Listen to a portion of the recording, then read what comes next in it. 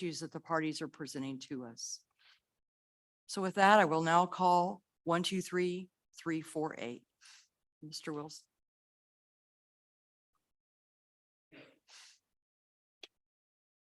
And counsel, for purposes of the recording, when you get to the podium, would you please state your appearances again as you begin your argument?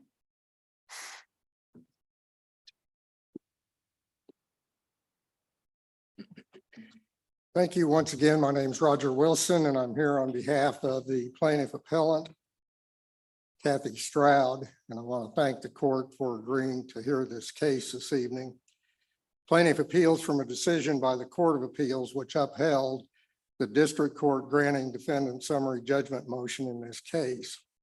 The courts have had before it, as you do this evening, a set of uncontroverted facts on which the decision must be based.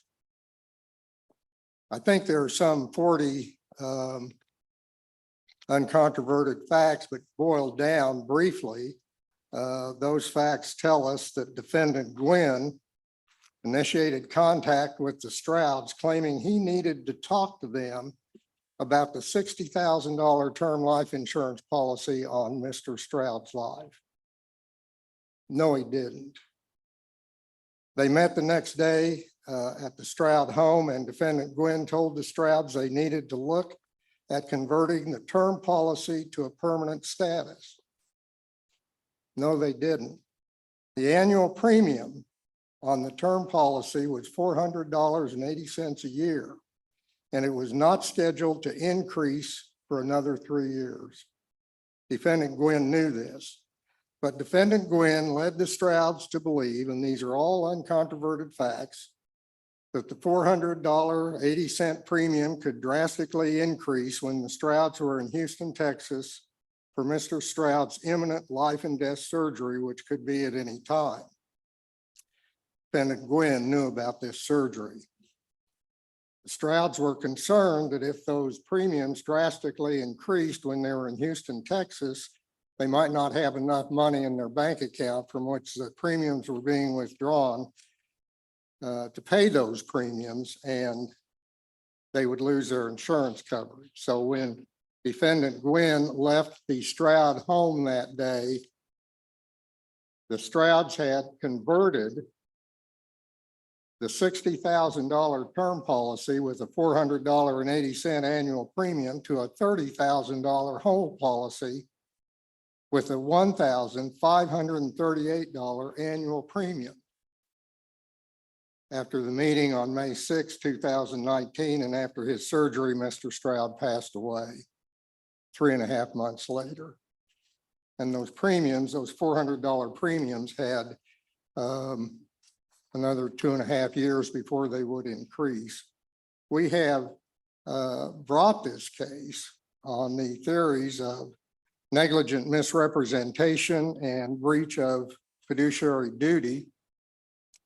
Both as those theories apply to the plaintiff, and as both of those theories apply to Mr. Stroud, for which the plaintiff claims a right to sue. Now, this case has been extremely and extensively briefed. The plaintiff relies on those briefs and those arguments in those briefs. But tonight, I would like to address 2 aspects of this case that I'd like the court to take away with it from this argument. We're asking the court to apply the law of negligent misrepresentation and the law of fiduciary relationships insofar as the plaintiff is concerned to the uncontroverted facts of this case. In that regard, we contend that the uncontroverted facts of this case show that this was as much of a business transaction for the plaintiff as it was for her husband, the insured. Counsel, can I ask you a question about the duty of what you're alleging, that it's a fiduciary duty, but historically under our precedent, how have Kansas courts defined the legal duty an insurance agent or a broker owes to a potential customer? Well, I think that depends on the facts of the case. And I think it's I think legal duty would be a question of law What is that duty? How have we articulated that duty? You've articulated it in PIC 4th edition 127.43 as one who in the course of his business, and that would be the insurance agent, Mr. Guinn, supplies false information for the guidance of another person in such other person's business transactions. And then there are 3 subcategories that the person who is receiving this information has to meet. The second one states the person who relies upon the information, which would be my client, is one of a group of, is the person or one of a group of persons for whose benefit and guidance the information is supplied. And thirdly, the damages are suffered in a transaction that the person supplying the information intended to influence. So what I'm saying is, under the facts of this case, Defendant Guinn knew that he was providing information not only for Mr. Alan Stroud, but he was also providing information for the plaintiff in this case, and he fully intended to influence her. What is the false information that you're relying on that was communicated to the Strouds? The false, It might not have been direct information, but was it false? absolutely. There is an uncontroverted fact that he led them to believe that that $400.80 premium could increase at any time. It could increase while they were in Houston, Texas, which could be at any time. And that simply wasn't the case, and Defendant Guinn knew it. We believe all of these requirements for the creation of a fiduciary relationship were met between the plaintiff and Defendant Guinn. For this reason, a decision to reduce, I'm going to read this because I put it together and it states it better than I could stand up here and verbalize it, but a decision to reduce life insurance proceeds of which the plaintiff was the beneficiary by $30,000 was a critical decision in which the plaintiff was an integral part of the decision-making process under the uncontroverted facts and circumstances of this case. She was not a mere bystander in this transaction. It was as much of a business transaction for her as it was for her husband. She had to be influenced to convert the policies as much, if not more, than her husband. Defendant Guinn was speaking to both of them, and the uncontroverted facts, as you read through them, will clear that up. 3 in particular, please keep in mind that Mr. Alan Stroud had had a stroke in January of 2019, and uncontroverted fact, his faculties weren't complete. He couldn't read more than 1 sentence. He couldn't deal with numbers whatsoever. More importantly, it's uncontroverted that plaintiff and her husband would always talk about anything they were going to buy, including life insurance. Neither was a primary decision maker over the other. It was a combination. They made financial decisions together, including the decision to convert this term policy. Can you help me figure out how it is that the assistance Kathy was providing to her husband helps with her own personal cause of action against Ozark? I never thought of it in terms of her assisting her husband, but they discussed this together, and it was a joint decision. It was his decision and it was her decision, and neither party had the final decision-making ability. They had to come together to do this, and that's what they did. How do we overcome the fact that the only signature that was needed, was required to change the policy, was the husband's? Well, it was his policy, so he's the one that had to sign it. I don't think that detracts or takes away from the fact that before he signed it, he needed his wife's consent. They needed to agree together. Was there any dispute in material fact about whether he was capable mentally of signing a contract? That really hasn't come up, no. But I do think it's somewhat material that his abilities were limited. Even if his abilities weren't limited and he was fully, with full capabilities, I don't think it would change our argument that he and his wife both had to make the decision to convert.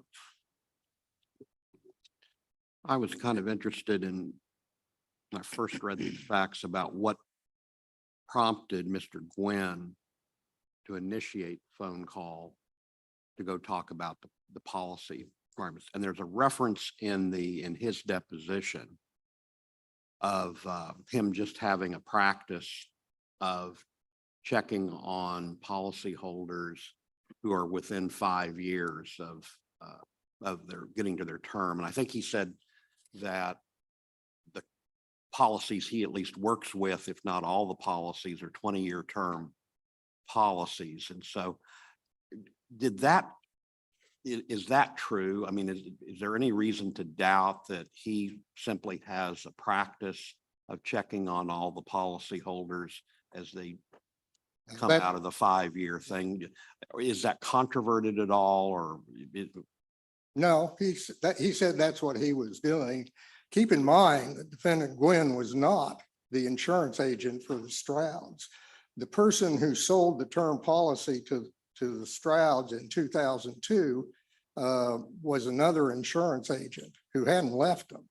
And this other insurance agent has said that it's a company policy to send out a letter a year before the premiums are to increase, to remind the policyholder that the premiums are going up. So defendant Guinn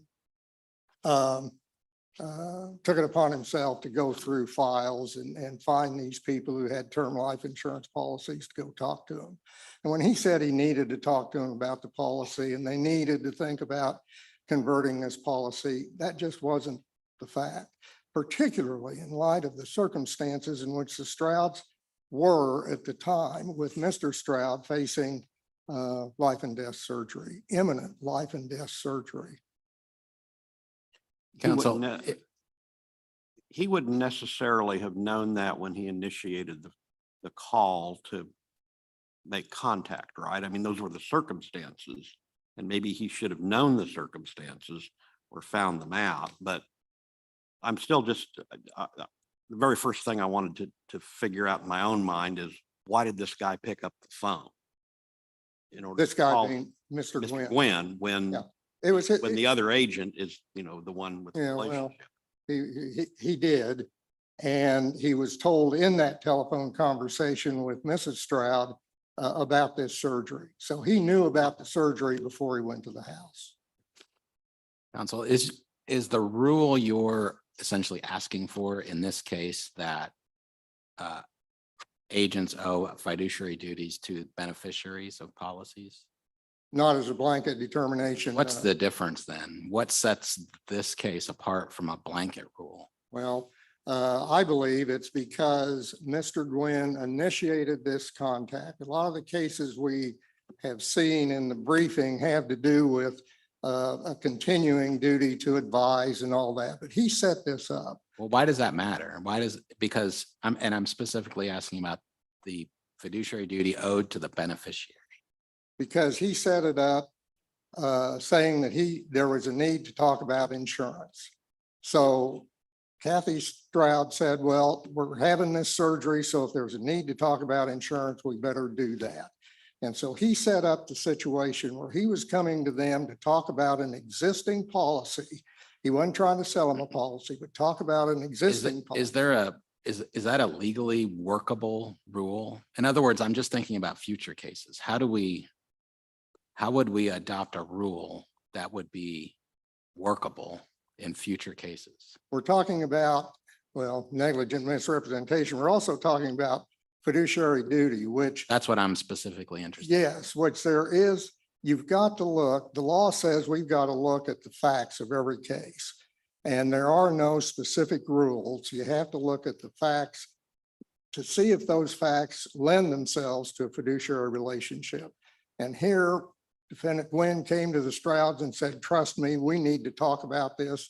The uncontroverted facts say that they relied upon him. He knew they were relying upon him. It just strikes me that you're setting up a potential conflict or perhaps a conflict in it with respect to every single policy if the agent owes fiduciary obligations to both the policyholder and the beneficiary.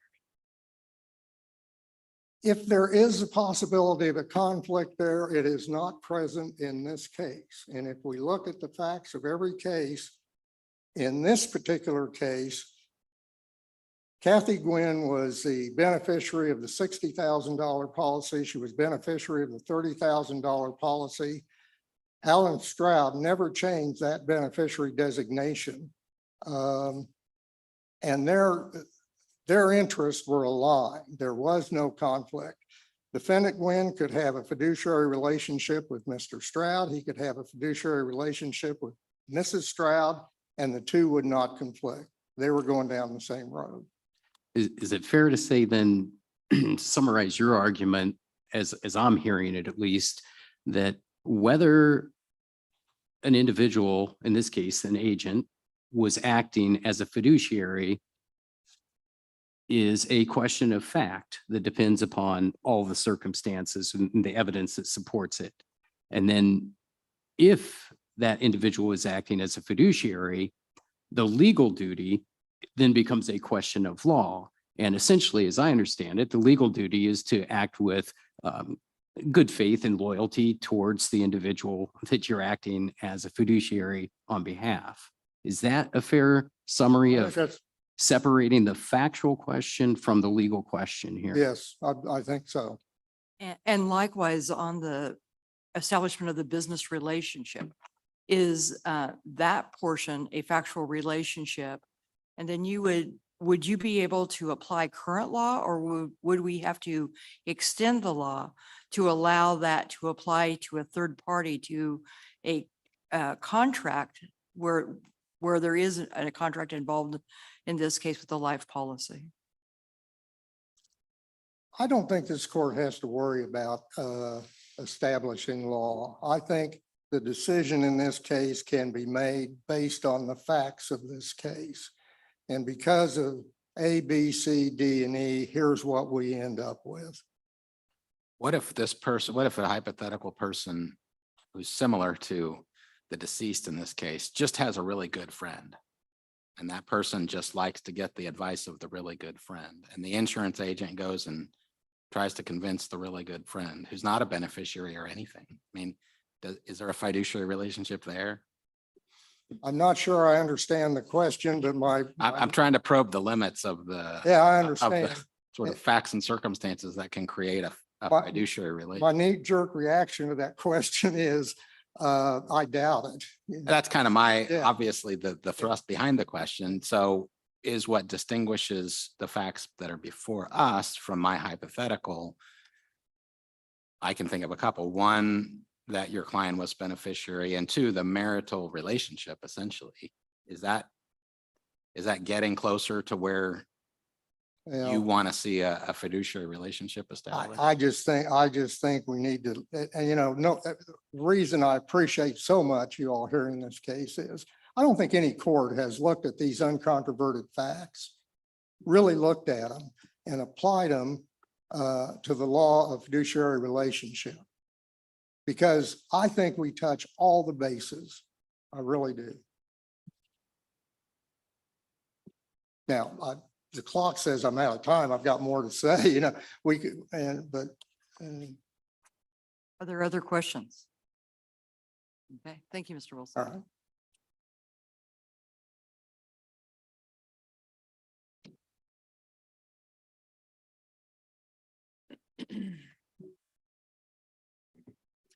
May it please the court. This court should affirm the ruling of the Court of Appeals because both the Court of Appeals and the District Court correctly ruled first that the plaintiff is not the real party in interest to bring the claims that survived her husband.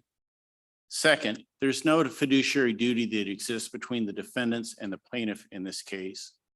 And third, because the defendants are entitled to summary judgment on plaintiff's claims for negligent misrepresentation. So it's for those reasons that the ruling of the Court of Appeals should be affirmed. In addressing first the issue about the real party in interest, that issue takes out the issues about any potential claims that any duties would be owed to Mr. Stroud that Mrs. Stroud attempts to raise in this case. Because Kansas statute annotated 6271A1, which is cited in the briefs, says that an action must be prosecuted in the name of the real party in interest. And that gets to the fact that any duty at all that could have been owed by Mr. Guinn or Ozark in this case would be owed, if to anyone, to Mr. Stroud, not Mrs. Stroud, who's the plaintiff in this case.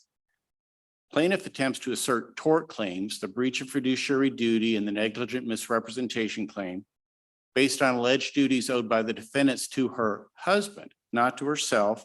And it's the husband who's the owner of the policy to which she was merely the beneficiary. So that's the specific issue that's among the narrowest in this case. And I believe the court can address this appeal on the narrowest grounds possible by simply addressing the fact that the plaintiff is not the real party in interest to allege claims that would be properly owed, if by anyone, by her husband. Typically, sorry, Go ahead. typically there can be at least a relatively easy process of substituting the real party in interest when there's a real party in interest problem. Why Correct. can't that just happen Correct. here? And- Why and that- didn't it happen? And that has never been done in this case, Your Honor. Right from the jump, the defendants raised the fact that there was not a real party in interest on our affirmative defense in our answer. Very first pleading we made. The plaintiff sent an interrogatory to the defendants asking us to explain the factual basis behind the real party in interest defense. We explained in that interrogatory. We also then filed a motion for summary judgment citing that basis. In other words, that defense has been front and center from the very beginning of this case. There's never been an administration of an estate, as far as I know, that's ever been opened on behalf of Mr. Stroud. So that may be answer your question. But we have raised that issue from the very beginning because it's important to keep in mind that it's Mr. Stroud, not Mrs. Stroud, that's the owner of the policy. It's Mr. Stroud that had the obligation to pay the premium. It's Mr. Stroud that had the right to cancel the policy if he chose to, not Mrs. Stroud. He could also change who the beneficiary was. He could change it to make it a family member or someone else other than Mrs. Stroud. That's why he's the real party in interest in this case. But Let what me ask- about the, Go ahead, you go. what about the $30,000? Right, the $30,000 has been paid to Mrs. Stroud. Okay, The other that- for- $30,000? Okay, on- Between the 60 for the term and the 30 for the whole life? Sure, Because she was the beneficiary. So if it's Right. in his name, his damages would be the lost premiums. right. Or, well, I believe this court had addressed that similar issue in the Corey case from 1950, and that's cited in the briefing. And in that case, that's the one where the son took the flight lessons from the flight school. The flight school allegedly promised to take out life insurance for him and didn't do so. The parents then sued for fraud, a very similar case to this. And But and- flight companies don't generally provide insurance. And that was Right. a critical point in the court Right. case. But the fact of the same was they were going on the same basic premise of fraud, just like the plaintiff makes a claim for negligent misrepresentation. And in the Corey case, this court ruled that any cause of action for fraud, or in this case, negligent misrepresentation or breach of fiduciary duty, must be maintained by the personal representative. So the personal representative then can make the claim, whether that personal representative would be Mrs. Stroud or whoever would be the administrator or executor of the estate, and make the claim on behalf of the estate to be able to say that they had been fraudulently entered into or not entered into the contract. And it's the similar ruling that the Court of Appeals made in the Patterson case just a few years ago, which is also cited in the briefing. But doesn't Kathy have a much stronger argument here that she ought to be able to expect insurance companies to get the right insurance? Well, the fact remains is they did get the right insurance. There's no claim in this case that Mr. Stroud asked for a different policy and Ozark gave them something else. Mr. Stroud got exactly what he ordered. This is not a situation like in some of the cases where the plaintiff alleges I asked for a policy for $500,000 and you signed me up for 30. This is a case where Mr. Guinn followed the instructions that he was given, which makes it different from those other cases.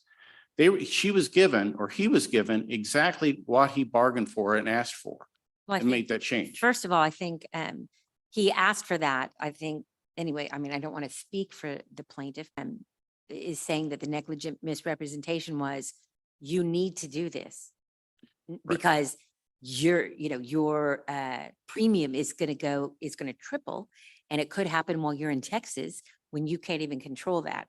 So those are uncontroverted facts.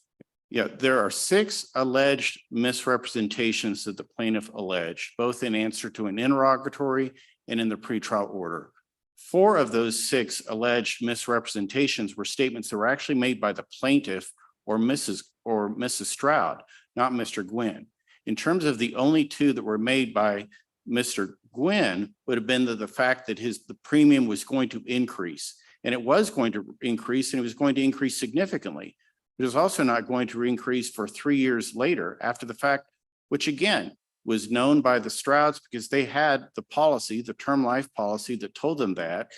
And further, as is indicated in the briefing, there's the recorded telephone conversation between Ozark and Mrs. Stroud, in which Ozark actually tells Mrs. Stroud in February of 2018 exactly when her husband's policy is going to expire, what the premium is, and what the new premium would be. But isn't that a question of fact as to whether or not it's a lie or a misrepresentation, or if Mr. Guinn acted inappropriately? Well, I think at some point the plaintiff has the burden to show what was the exact fact that was misrepresented. And that also has to assume a duty that was given to Mrs. Stroud as opposed to Mr. Stroud. Because we have case law, when we deal with a case of negligent misrepresentation, that is from the Reinhart case, the Supreme Court case from 2013. Justice Biles gave the opinion on behalf of this court, where any duty for negligent misrepresentation is confined to those for whose benefit the wrongdoer supplied the information and intended to influence. And again, that would be only Mr. Stroud, the owner of the policy. Counsel. Actually, I think Sorry, go ahead. the Reinhart case, I'm not sure goes to that point as well as you are suggesting, in that one of the parties that was not a part of the transaction was the corporation, the LLC. And yet the LLC was allowed to recover in Reinhart. So doesn't Reinhart actually show that a third party who wasn't necessarily a part of that, underlying contract itself, be a beneficiary that could recover, and essentially as a third party Right. beneficiary? Yeah, I think in terms of whether a duty would be owed to Mrs. Stroud or the beneficiary can be just explained by explaining what an impossible conflict of interest that would put the insurance agent to be in. And if I can explain one point that I would like the court to walk away from our oral argument today, and that is that Mr. Guinn was an agent for Ozark. When we see the briefing and the case law, the briefing from the parties and the case law from the courts as well, when we see the term insurance agent, it's often not clear, is that an insurance broker who's hired by the policyholder or the potential policyholder to go out and canvass the marketplace for 3 or 4 or 5 different insurance products that could be the best fit for the policyholder. That would be a broker whose client is the policyholder. That is not the case of Mr. Guinn. Mr. Guinn is an agent for Ozark. He is captive to Ozark. He owes his duty to Ozark, his employer. He is not out there looking for different policies for the policyholder. He's looking only at Ozark policies. That is why his duty to anyone is owed to his own employer. But if a fiduciary duty would apply to a beneficiary, that would put Mr. Guinn, whether he's the insurance agent or an insurance broker, in an impossible conflict of interest, because the policy owner always has to take in mind the amount of the premium in effect, because they're the person that has to pay it, right? The beneficiary of the policy, they don't really care how much the policy owner has to pay for the premium. What they want is the highest amount of death benefit possible. So the two have competing interests.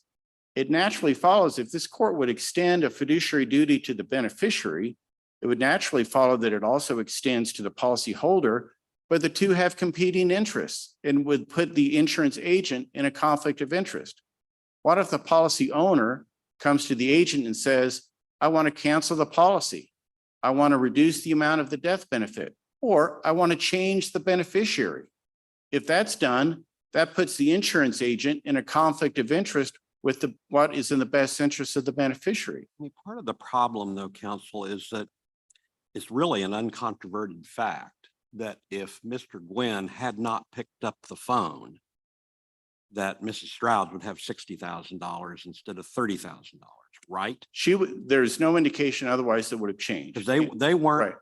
they weren't motivated to do anything until he motivated them. Right. Yeah, and right. And the reason that, Your Honor, you had asked about why he called. Mr. Guinn was new to the area. He was the new agent to the area. So he's familiarizing himself with the different insureds in the Wichita area. And so when he looks at his list, he sees the Strouds are there. He also sees that their policy is going to be changing in 3 years.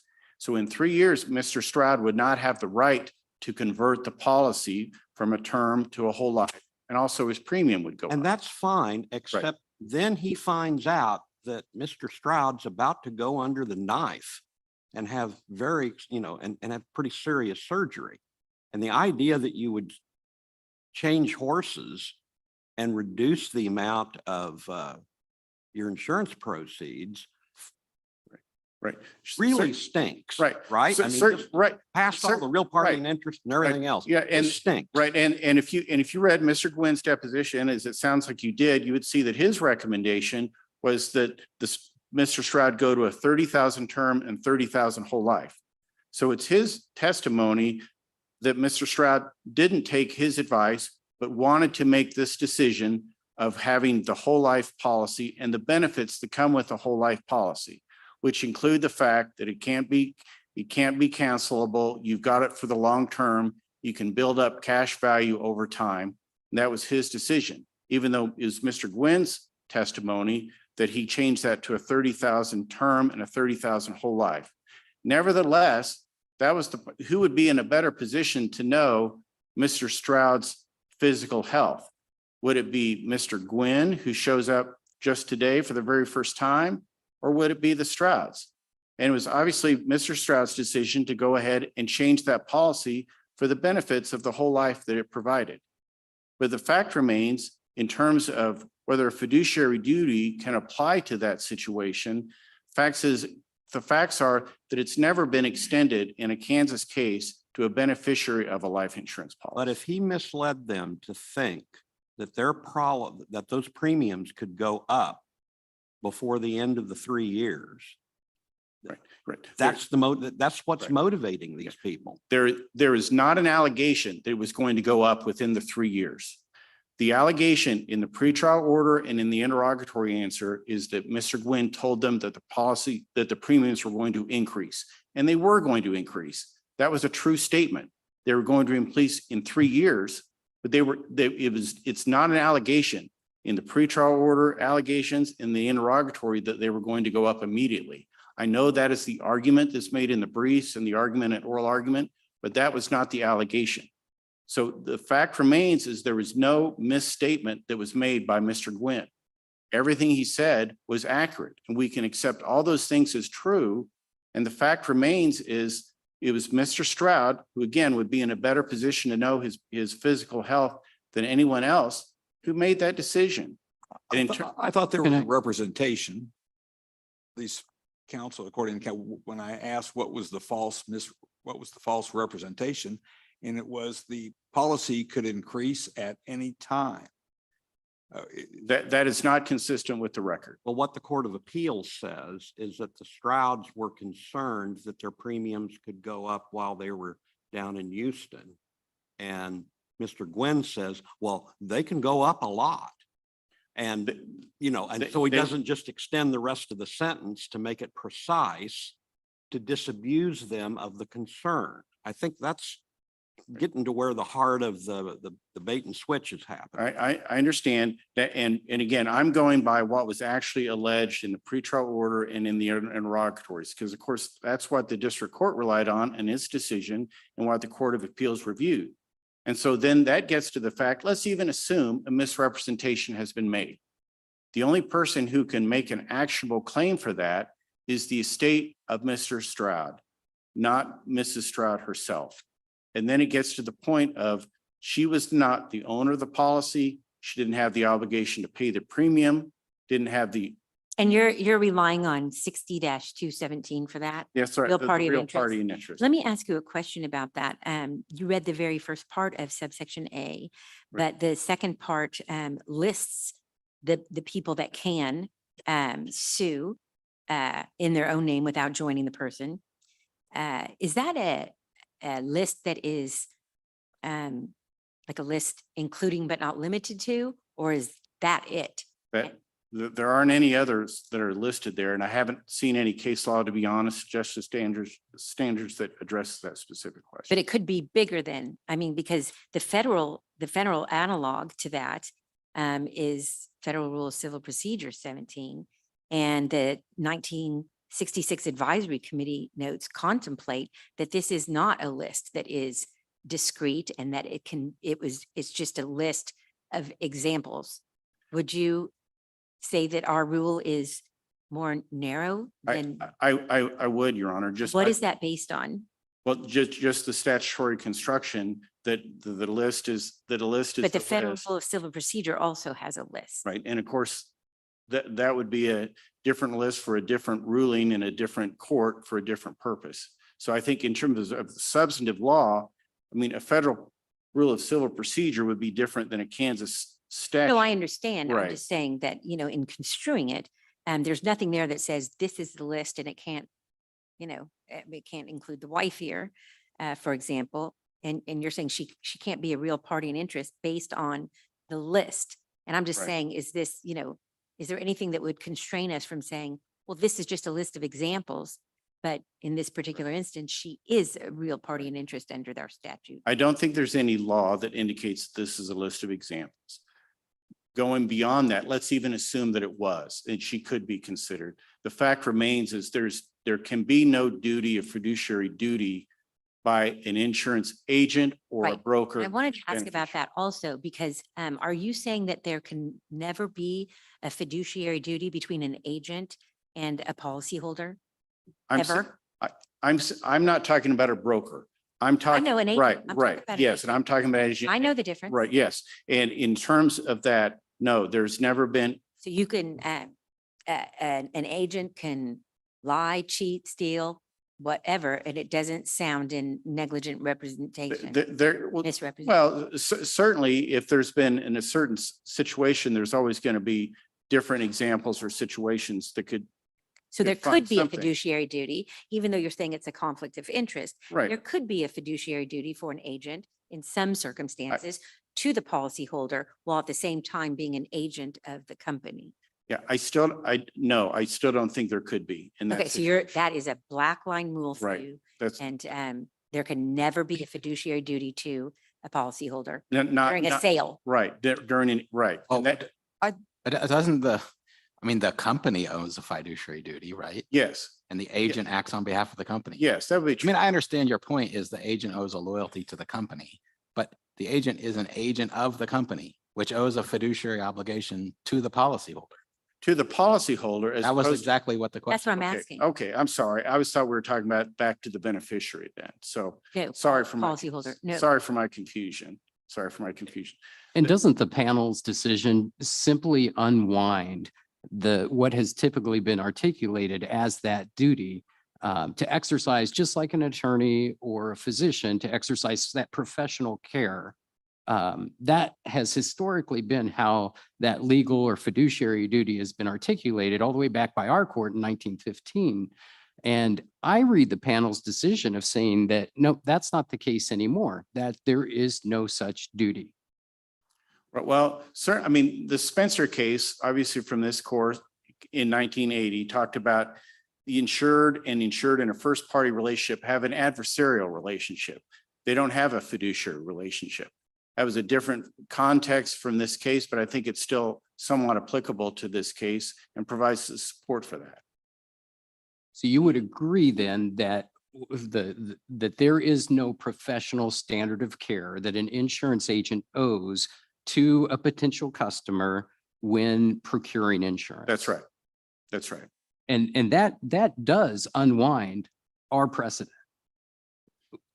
Well, in terms of the case law that I've seen and cited, I don't believe it does. And I think, That case law is all from the Court of Appeals. Would you agree? well, the Spencer case is not. The Kansas, That's a first party That's Right. dispute. distinguishable. It's, Right. it's, right, which would be the situation we're dealing with here between Ozark and Mr. Guinn. it was a simple coverage dispute. It wasn't about the duty of an agent when interfacing with the customer to procure the insurance from the outset. True, true. But I think that, I think it can certainly apply by analogy, and certainly that's our position here. And in terms of the relationship with the beneficiary, your argument about the conflict of interest, how do you distinguish Pizzell versus Zussman, where this court applied a equitable theory so that an attorney was liable to beneficiaries of a trust? And in doing so, they applied a 4-factor test, and recognizing that the argument was the attorney might have a conflict of interest if you created this obligation for the attorney to the beneficiary with whom he had no privity.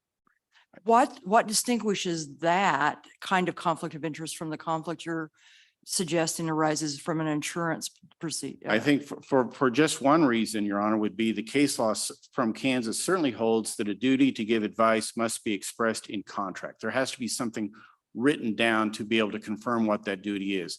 Typically, if not always, that's what an attorney has with a client. It's undisputed in this case that there was no contract or agreement between Mr. Guinn or the Strouds regarding his alleged agency there. So that would be one difference. And certainly the difference of a professional as an attorney would be different than an insurance agent, again, who owes his allegiance to Ozark, as opposed to an attorney who's actually retained by the client, who's actually retained and acting on that person's best interest. It's closer to a bank debtor-creditor relationship that an insurance company has than as opposed to a banking relation, or as opposed to an attorney-client relationship. But Guinn personally received a financial benefit from the transaction. He would have received a commission, yes. So, but in terms of the relationship or a contract, there would not have been one. What was the contract in Pizzell versus Zussman? Your Honor, I could not tell you that. I'm not familiar Okay. enough with that case to be able to tell. Yeah, I don't think there was a contract. It was trust beneficiaries sued the uncle's attorney after the uncle died and the land went to the other family. If the attorney there, then I assume that there was, again, a relationship between the attorney and the client. And it'd be, and again, this would be a situation in our case where Mr. Guinn would not have had a duty to Mrs. Stroud, but would have had, and as a result, not been a fiduciary there. I'm not sure if that's what that case stands for, but I appreciate your answer. There are other questions? Just one real quick Sure. final question for me. Let's assume that we do think that there's still the duty of professional care still exists. Then to the point that you've already made, then there's a separate question about, well, we're talking about a beneficiary here, not the policyholder.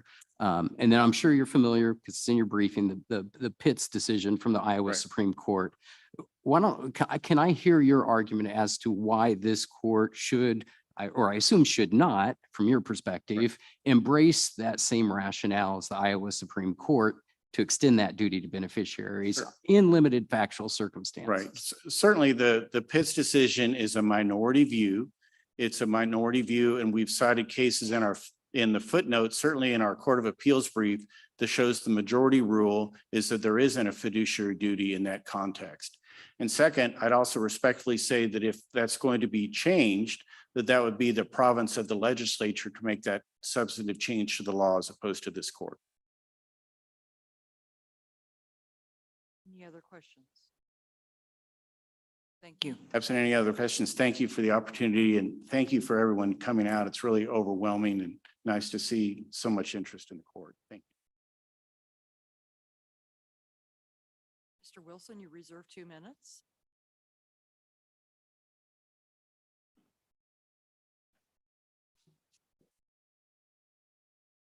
Counsel, if I may, I'm just going to jump in with my question. Why wasn't this prosecuted on behalf of the estate? Because the damages belonged to Mrs. Guinn, the plaintiff. So it was a strategic decision, essentially. Well, what we're doing here is getting into the real party and interest. Yeah, that's my question. Why, Yeah. why wasn't this brought as a claim on behalf of the estate? Then you avoid everything we've been talking about. We also dilute and run the risk of diluting Mrs. Stroud's recovery. How is that? In this case?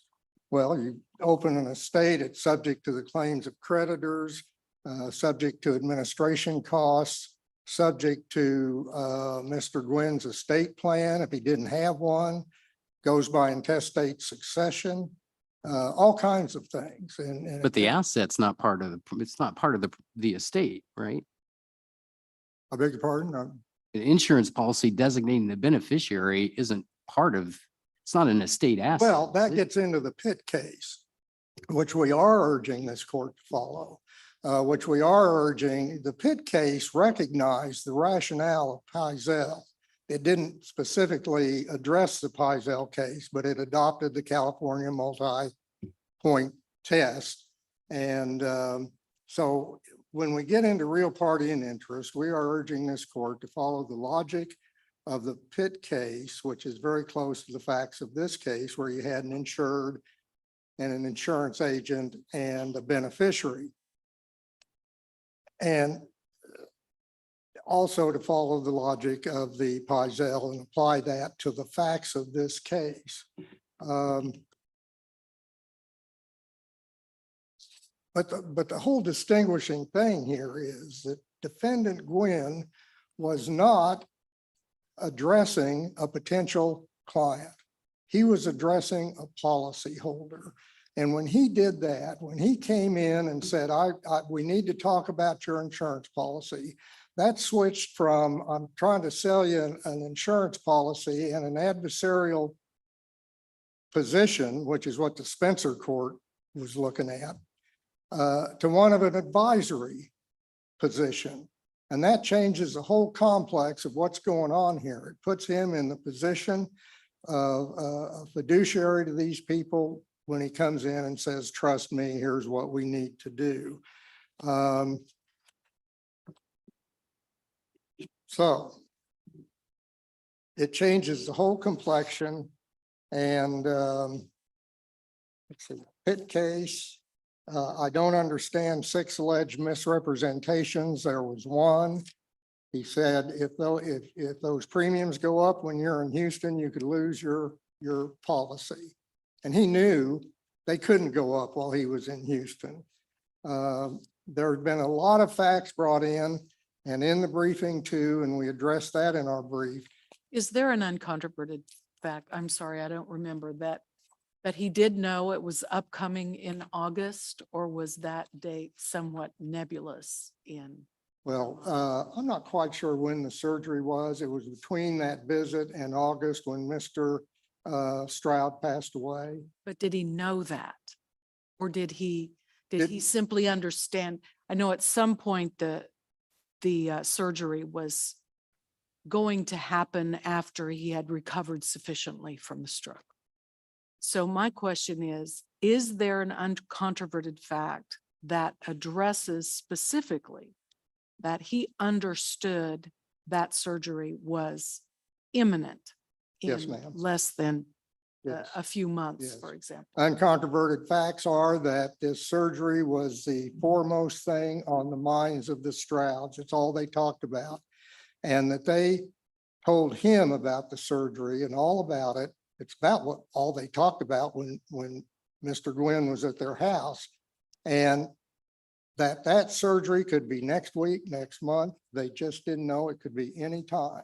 So it was imminent, certainly not without the 3-year period. Any other questions? Well, one thing, what I was going to say is there've been a lot of facts brought in on this case in the briefing and an oral argument by counsel that are not in the uncontroverted facts. And I would just ask this court once again, please take the uncontroverted facts of this case and just apply them in this case and apply them to the theories that we are presenting. And like I say, I think we hit every base. There are some other things I wanted to address, but I'm getting tired. So anyway, thank you. Thank you.